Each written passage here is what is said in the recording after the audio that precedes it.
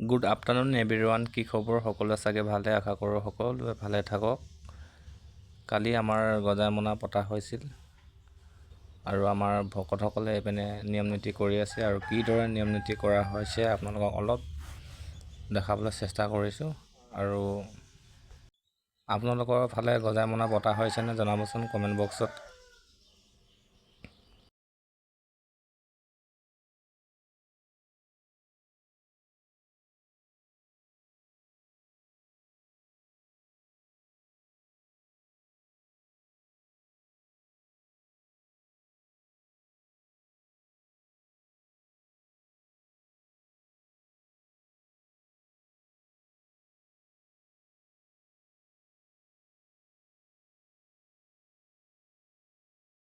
এইপিনে আমাৰ নিয়ম চিয়ম কৰি শেষ হৈ আৰু আমাৰ ভকতসকলে অলপ জিৰণি লৈছে।